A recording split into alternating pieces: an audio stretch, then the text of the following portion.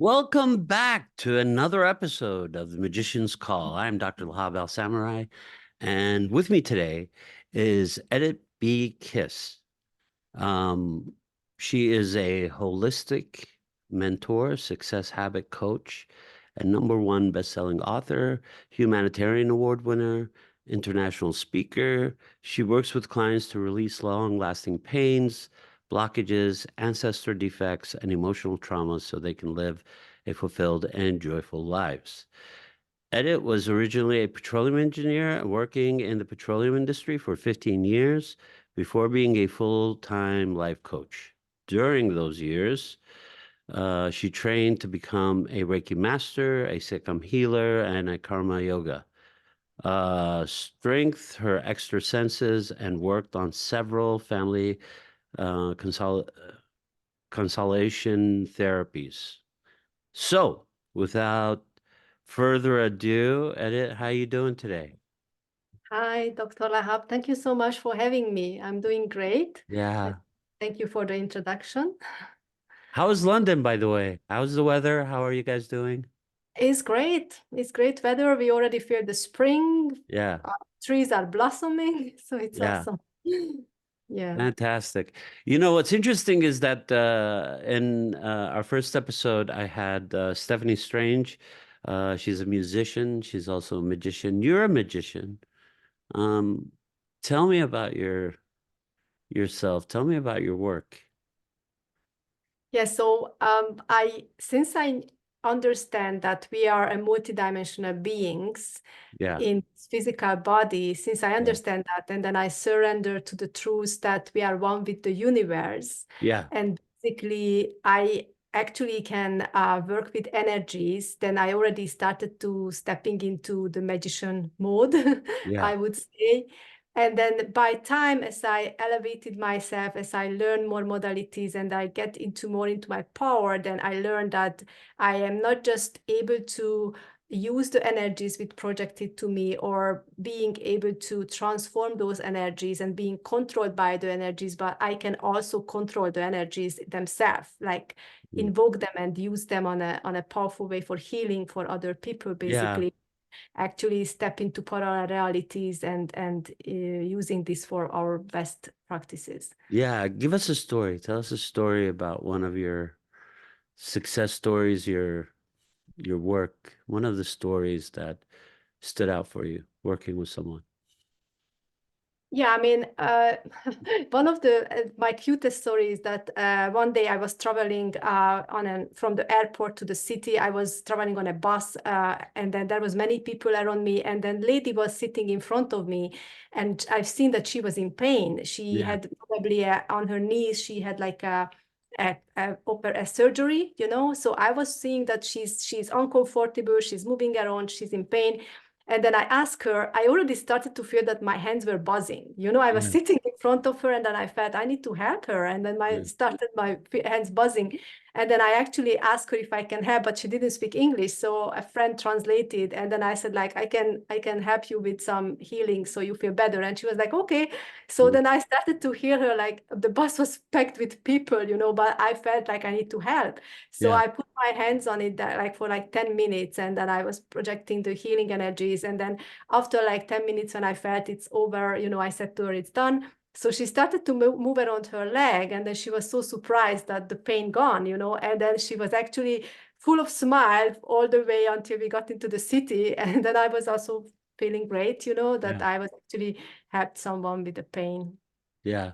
You know, when I work with people and they release something, um, a lot of the time, depending on the release, there's a residual irritation or some feeling state because it's negative, right? What they're releasing um, is charged up negative energy, and sometimes that gets under my skin. How do you deal with it? How do you work with that? If it's how it's impacting me, Yeah, help if it others. impacts you, instead of feeling really good, you start to feel really bad. They feel really good. Like I could tell, like sometimes my clients would say, like, I feel great. I'm like, oops. Then I'm gonna feel part of whatever they let go. It's it somehow has rubbed up against me on its way out.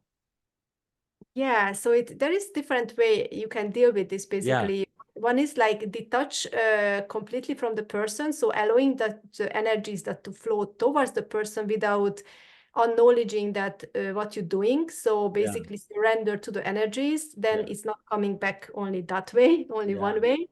So that's the one thing. Other thing, you can actually use energy protection yeah, with source energy and love energy to protect your own field. yeah, And the other thing is just basically if you feel drained after maybe a couple of healings, you can actually recharge yourself with the yeah, to heal yourself. yeah. Interesting. It's very interesting. How did you, when did you discover? So When did you wake up to it? When was the first time you looked around and said, yeah, it doesn't look right? so when I was thinking to actually become a healer, or No, what do you just when you realized that there were other planes, that the world is not what it seems. Oh, it was very early. Like when I Yeah, was a child, I always had like very vivid dreams. You know, yeah, like when I went to sleep every night, it was like a whole adventure. Like yeah. I always loved sleeping because it was another world, another Hmm. life, all coming alive.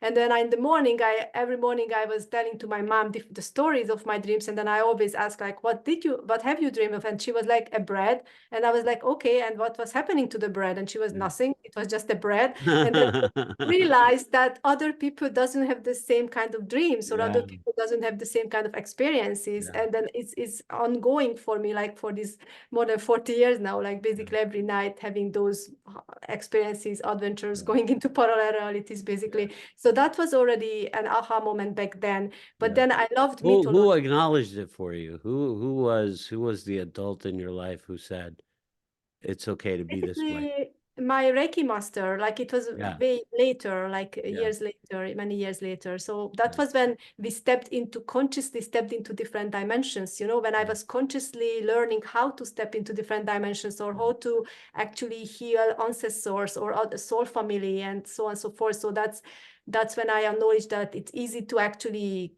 go into other dimension or parallel realities to yeah. do things. It's very interesting. Yeah. Um, Tell me about how you got into engineering. What you got from engineering, and then you, Yeah, basically, even though I loved history, I loved geography, I love yeah, mythology, you know, it's like traveling and the historical places, I was really drawn towards it. But, you know, in my conscious mind, I was saying like, okay, but I need to make a living, you know? So kind of like, and then I was good at math as well. So I was like, let's do something with analytical skills and engineering, and the petroleum engineering was a good place to travel as well. yeah, So that's how I got into it, because I was excited about the travel opportunity, and I knew it's going to be easy for me because of the analytical skills. So that's why I started. And then it mm, was really adventurous. So I am really grateful for it, because I really traveled around the world due to that yeah. profession. Yeah. Mm. Where did you grow up? I grew up in Hungary. Yeah, Uh, yeah, so until I was 18, yeah, basically 19, I was growing up there. Then I was traveling more abroad. I was even being like nanny or a babysitter or au pair, you know, in yeah, other countries, yeah, or even I went to a cruise ship to be a waitress. So I was always traveling around. I yeah, loved experiencing new things, and then adventures. And yeah, so but basically in my young life, it was in Hungary in the communist era, so we haven't really had connection with spirituality or religion. We were not taught to that or not learned about it. So yeah, I had to explore it myself when I was in my teenage years. That's when I started to buy books about religions, you know, first, like what is Taoism, what is Buddhism, what is Christianity, you know, like all of these things I started to read about. And I was thinking like maybe I should pick one, you know, but then I realized that all of them has its own truths, you know, it's like very similar. And then when I get into all other kinds of modalities, I learned like I don't need to stick to one. I just need to in tune with the energies, you know, with the source. And then basically that's what it is. that's magician archetype, right? You don't need to pick one. They're all interconnected. Yes. You just need to understand how they're interconnected. Yeah, very interesting. Well, tell me about your work. How do you do your work now? Do you have an office? Do you have a home office? Tell me about you. Tell me what you do. Yes, so basically I have home office. I do everything online since COVID. So Yeah, before COVID, I was doing sessions and I was going to people's houses, people's yeah, places to yeah, do meditations or to do healing sessions. yeah, But after COVID, I actually realized that, yeah, we started to do online things, you know, Zoom and so on and so forth. And all of the modalities I do, it's possible through online. And it's actually opened up my opportunities to many countries, you know. So most of my clients are from the US. I also have yeah, clients from Middle East, Asia, Europe. So it's very easy to actually, I just have to check the time zones, you know, yeah. and then I can have clients from early morning till midnight, you know. So basically it's so wide. And yeah, so I connect with them on Zoom, and then actually I do meditation sessions or trauma healing sessions, which is like something like a timeline therapy, a source memory healing to help them to release traumas. I help them with energy healing. I also help them with mindfulness, you know, learning about subconscious reprogramming as well. So this is the main areas which I help the clients with. Yeah. Interesting. Yeah. Who comes to you? Um, some of them are already spiritual healers. There are some of them are who's already maybe Reiki master or angel healers or spiritual people who went through many modalities but didn't get the right help. They were still struggling, you know, they are in the awakening journey and Mm, they are still struggling to release traumas or heal from situations or feel stuck, you know, in their conditions. So they come to me and basically they learn the transcendental meditation. They learn actually to activate their pineal gland, to open their third eye more, and then tune into more into their intuition, you know, their higher self, and then basically also releasing traumas and karma and ancestral effect is a really big deal to tap into their past lives, you know, also to gain some skills from their past life, acknowledging that their past life is also impacting their current life.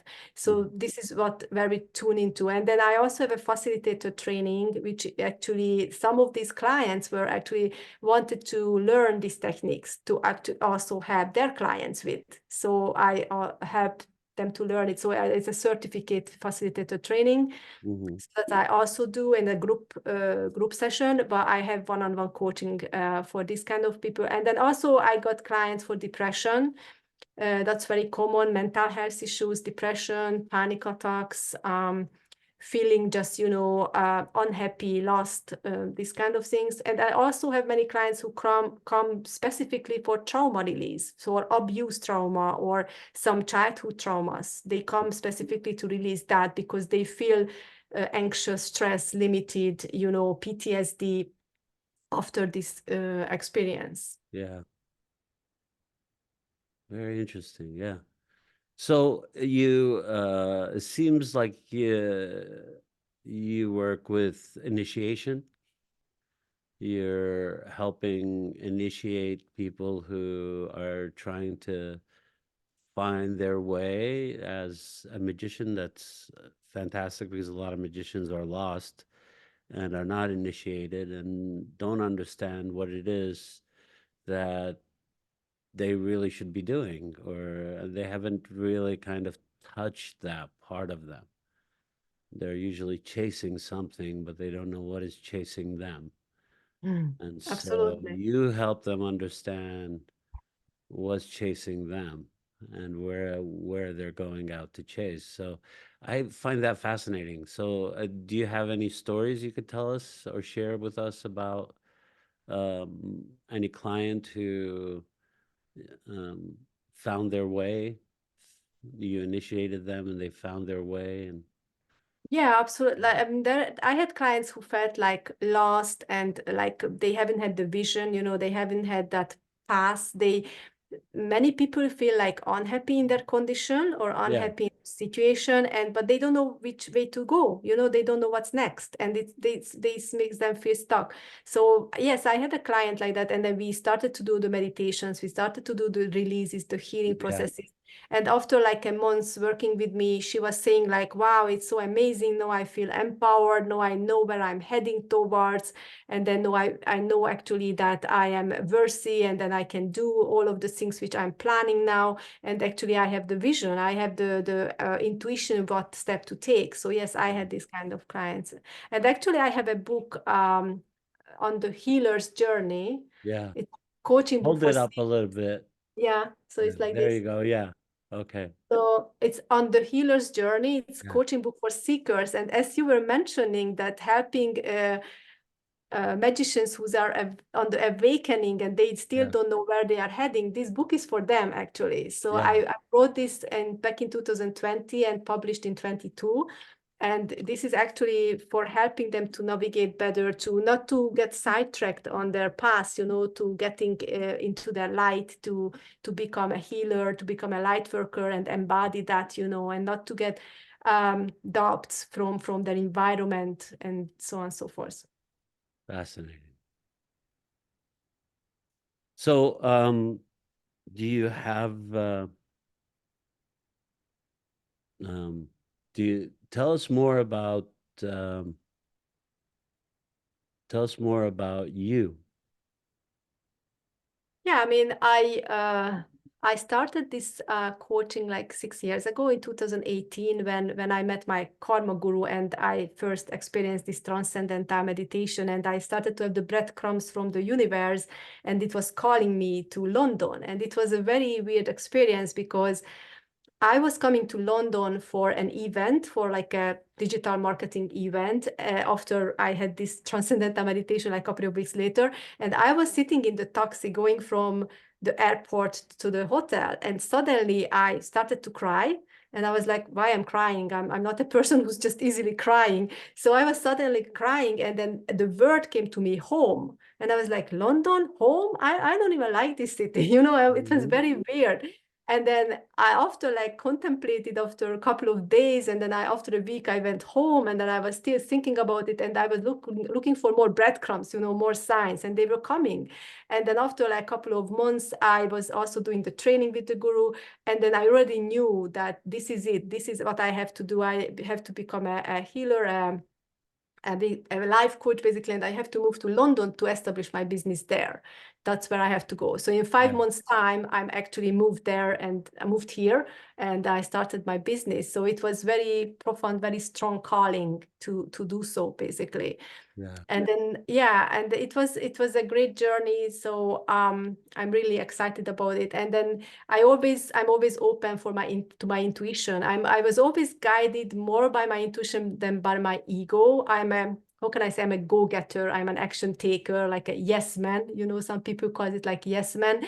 So basically when some opportunity come, or I feel the calling like intuitively, like I need to do something, then I'm doing it. And first time when I was, for example, traveled alone, like I was 19 years old, and I was actually, that was also traveling to London, be an au pair. And I was in a bus at night, a coach, I was traveling from Hungary to London on a bus, crossing Yeah. Germany. And I was sitting on the bus middle of the night, and I was like wondering, like, what am I doing? I don't even speak English. This is my first time alone out of the country, I'm so young and whatever. And I was like, what the heck I'm doing? So basically I make the decisions before my ego wakes up and start doubting me, because Yeah. I'm so much connected with my higher self that I always follow that empowered message that yes, go, do, blah. Yeah. And then the ego is just like lacking behind all the time and waking Yeah. up late when it's like you can't It's do anything, screaming, don't do that. That's crazy. That's a crazy idea. Don't do that. but it's Don't already don't go late. that way. That's not the way you should go. Yeah. Yeah, Yeah. So you listen to the archetypal calling. yeah. Yeah. Yeah, it's very interesting. I mean, was it yesterday, I think we were talking about the lover archetype. And when we talk about the magician archetype, um, we're talking about being able to commune with the universe, being able to hear the universe in a very different way, and being able to see different planes of existence, and being able to be on different planes of existence without having to actually leave the physical world. You could stay in the physical world, although it's taxing. In my experience, is always taxing, but um, it's a natural state. I think um, magicians, there's a reawakening of the magician archetype. I think it's sorely needed. I think that kids today are waking up to a new consciousness of the archetypal magician. The archetypal magicians, um, have been throughout history. There's stories about them in different courts in Egypt and Mesopotamia, um, all over the world. They, from the Incas to the Mayans, all had magicians, shamans, they were called, healers, witch doctors. There's travelers. So I have this knack of traveling also. I have this, like, it's the most I feel at home is when I'm not, which is very strange. Like Yeah. most people is like, yeah, I love being at home. And for me, it's like when I'm out on the road, when I travel through Europe, when I travel through Africa or the Middle East, I'm like, it's a very different feeling. I feel at home. Mm. Like, and I sometimes I don't speak the language or I don't know the customs, but I always feel at home. I always feel like I could find my way or, um, in the end, people are people. I mean, you have to look beyond whatever the barrier is at that point, whether it's cultural or language or customs. If you're looking there, if you're looking long enough, you'll find your connection. You'll find the depth of meaning of what you're searching for. I met this uh, magician, and he told me stories about how he likes to travel to places he's never been. Right. So he started talking. I don't think he knew he was a magician, but he started talking about how he goes to places he's never been. Mhm. He's like, I always want to go to a place I've never been. I'll just like buy a ticket to go to a place I've never been.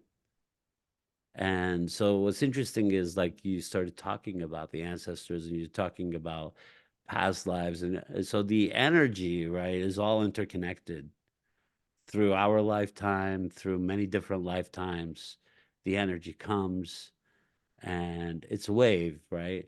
So energy are different waves. So we are perceiving the wave. Um, anyway, so he starts telling me this, and then he goes, "Can I tell you something? How we made our children stop on their pacifiers." Um, and he said, we took them out into the woods and we sat there and we told them that the kids on the moon didn't have any pacifiers.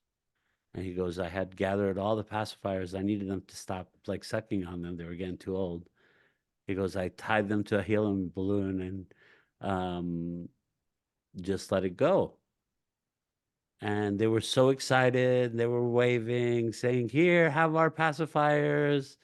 So I said, well, you're a magician, right? That's what a magician does. So magicians don't recognize themselves. They do all these things that people ask them. It's like, how did you do that? Or why did you do that? Or how did you think of that? How did you think of like tying them to a balloon and sending them into? How did you think of that? It was a bit, but that's very much magician energy, right? Yeah. I met I was in Manchester recently and I met two magicians. They were sitting at a table. So we went into this food court and we were walking around the food court in Manchester. It's this old building, is some kind of warehouse that's been converted. So they have like different restaurants. And so I went upstairs to find like a space where you could look out and see everybody. And my friend who was with me, accompanying me on the trip, found a table near the door near the window. It was cold outside. It was raining. I was like, why are we sitting over there? There were these two young people who were sitting there. And I came and I was like, I was waiting for you upstairs. You know, he wasn't answering his phone. I had to go look for him. So I left the table. Anyway, so I get to the table. We sit there and the food starts coming. And it was like they keep bringing chips. There's a lot of chips. So I was like, would you like to have some chips? You know, and my friend is usually pretty reserved and doesn't talk to like everybody. I like talking to people. So I find people interesting. You know, what are you doing? What? And so I gave them my card. I said, hey, you know, and they turned out to both be one of them is studying to become a clinician, and the other one is a coach, healer, and we talked for a couple of minutes about JAMP and how the treatment works, and then they were on their way. And then I didn't hear from them. And I left Manchester. I came back to Manchester with another friend, um, and I was in the hotel, and I got a text from Josh, and Josh said, "Hey, you know, I've been thinking about what you were talking about, and I'm very interested, and I think this is the right moment." And I said, well, the interesting thing is I'm back in Manchester and we can talk face to face. So we went to this jazz bar and we were sitting watching a jazz band. And I go to the bar to get some drinks, and there's a guy. And he's standing there and he says, oh, no, those are my drinks. I said, no, I just ordered them, but you could have them. I could order more. He said, no, no, that's my order. I said, no, it's not. I ordered that, but you could have it. I could order more. It's, you know, you could just pay the bartender for it. It's not a big deal. I'm not in a hurry. He said, no, no. So he asked the bartender, he said, whose drinks are those? He goes, that's the gentleman's. I said, would you like to have a drink with me? So anyway, we have a drink and I take our drinks. I go back to the table and he starts following me. He said, can I come with you? I said, sure, why not? Come with me. So I had just met them, so we haven't even had a conversation. My friend was with me, and so it was Josh and Kiana, and then this gentleman came with us, and he sat down. I said, "What do you do?" He said, "Well, I work for Channel 4. You know the things that you don't see. The old lady trips over, and you have to reconnect." He goes, "But those things don't exist in the world anymore. They exist in the cloud. I know when they're disconnected." I said, well, how did you learn this skill? Where did you get this skill? He goes, um, I never studied. I was a bartender, and my friend said there's this job. And I said, sure. And, you know, that's where I work now. I said, oh, that's interesting. Okay. And I said, well, how do you know if you can't see it? He goes, I just know. I said, okay, well, sit down. And so I started talking about the magician archetype. And he kept interrupting and telling us he was the example of the magician archetype who's not knowing, who's is kind of lost. So anyway, the place starts closing down. He looks at me. We're standing there and he goes, this place is closing. I'm going to this other place. Do you guys want to come with me? I said, sure. So I looked at them and they're like, okay, kind of random. Why would we follow this person to wherever? Anyway, so he was telling me about his tattoos, and he said, I got this huge tattoo, of this ancient Buddhist temple during COVID. I said, why an ancient Buddhist temple? And he said, I don't know. I just thought it was a cool idea. I said, oh, cool idea. He goes, yeah. I said, okay. that's a huge tattoo for a cool idea. He goes, yeah. So anyway, so he starts walking, we like follow him, and he goes, and I had started to talk about the lost cat in the conversation earlier. And so he starts walking and he takes us down another street and he starts walking towards this place and it has a sign that says lost cat. And so I looked at them, I said, okay, that's what I mean by the magician archetype. All you have to do is follow what you said, which is the breadcrumbs that the universe leaves you, and you will find your way. What the Yes. purpose is, at what point, um, they became students who are training with me now, but that's that's the universe providing breadcrumbs, showing you the way. So anyway, do you want to tell me a story? You want to tell me something about um, what are your Yeah, thoughts? yeah. So my thoughts. So after I did this transcendental meditation and the breadcrumbs were coming, I also started to attract people from my past lives. Yeah, And then I had like sudden pictures, visions coming in, rushing in with these people in a certain past life situations. And then I understood that I need to work with them, I need to help them, I need to actually also release a karma, which is common like with that person. So it took sometimes months and years to actually get that relationship with that person to be able to release the karma or to actually get into in that how can I say situation to work with me, and to actually acknowledge that yes, we can work together on the energy field and on how to get back their power from their past lives. And then I actually on more and more see that the clients who works with me one-on-one, they are actually had like a very powerful past lives, like they were either kings or queens or sometimes priestess or highest priest or wizards, those kind of people. And then why I am working with them, I know that I actually also give them the key to their past life skills or energies or to use that in this lifetime, because sometimes they obviously going through struggles, they going through hardship as they working through themselves this physical life, and then I give them the tools to actually empower them and then start building themselves up and yeah, see the positive things coming to them. yeah. Fascinating. Yeah. Well, it's been a pleasure talking to you today. Thank you. Um, do you wanna tell people how show them your book again so they can Yeah, yeah, this is On the Healer's Journey. on It's the actually heels.